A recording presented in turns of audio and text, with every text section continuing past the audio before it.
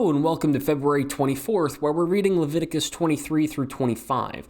Now, these chapters talk primarily about the festivals that Israel has to do, whilst also covering the adjudication of a certain trial that happens, as well as going back into some further laws and such.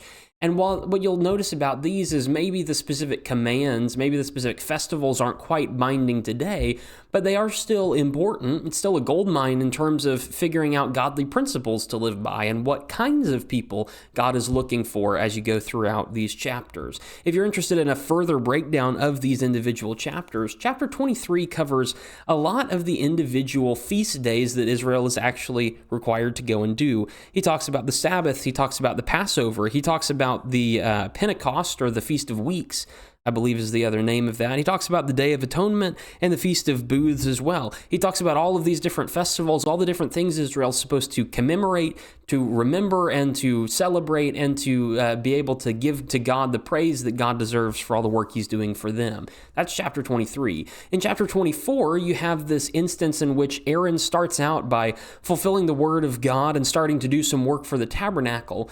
But then you have this weird trial that happens where this kid, this half-Egyptian Israelite kid, goes out and curses the name of God, and he's kind of, called out for that, and there's a question on what to do with him. And so God ends up adjudicating his trial, and there we get the law of lex talionis, of other words, eye for eye, tooth for tooth. The punishment fits the crime.